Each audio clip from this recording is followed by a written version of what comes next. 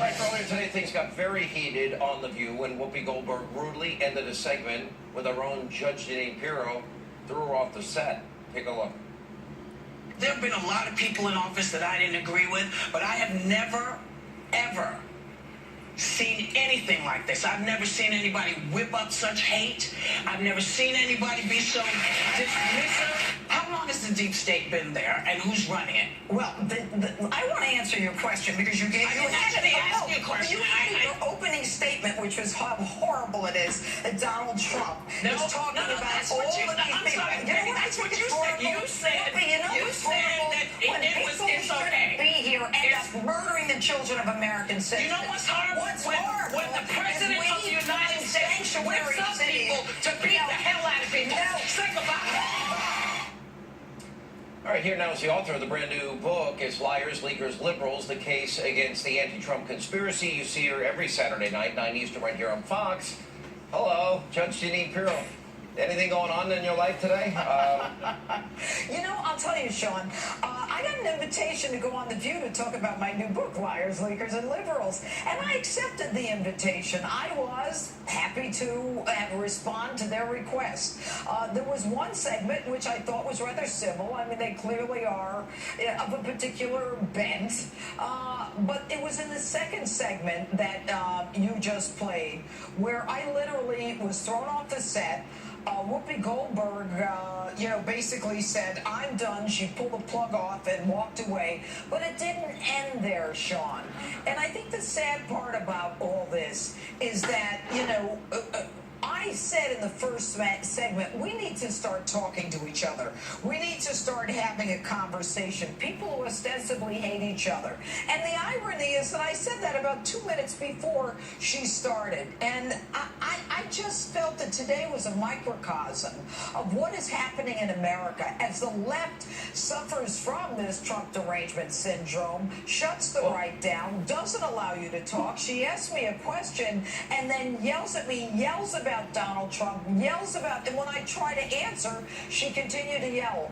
But it didn't end there, Sean. What happened was I realized the segment was over. I got up.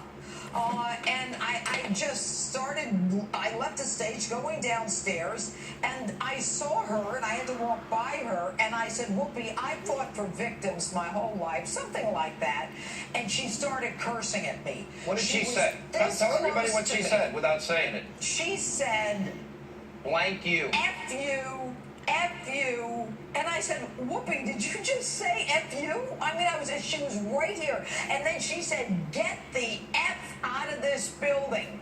And she yelled at me again, get the F out of this building. And I felt like I was less than dirt. I couldn't believe that I went there to have a conversation. I got thrown off the set, thrown out of the building. And as I walked away, she's yelling at me, get the F out of this building. Sean, it's sad. What these people have turned into is sad. What is happening? Well, what's happening is they can't handle that they lost. They can't seem to handle that the world's changed. The worst part, I think, for those on the left is that the president's success is causing them to go even more insane. Because remember, there was supposed to be this big blue tidal wave, but the economy is setting record numbers. I can't wait till the end of next week. I think we got second quarter GDP. Estimates are it's going to be pretty good, maybe even as high as 4%. Right. Which, Barack Obama never had in 8 years of his presidency. 13 million more Americans on food stamps, 8 million more in poverty. Yeah. And the president's getting results. But there's no doubt it's a divided country. I've known Whoopi for years. I've watched the show. Frankly, it's become unwatchable. And the ratings are way, way down from what it used to be. And the fact that they can't have a civil conversation with you is part of the reason. Well, Sean, I have co-hosted that show in the past, and during the break between the first and second segment, I looked over at Whoopi and I said, how are you? I haven't seen you in a while. And I said, are you still doing something that we used to do together? And she said no. And then I turned to Anna Navarro from CNN. No one told me someone from CNN was going to be a host, which I thought was kind of fascinating. I hope you said fake news. And, I tried a conversation to have and all of a sudden, when when we came back into the second block, it was all hell broke loose. And I have to tell you, Sean, we deserve better.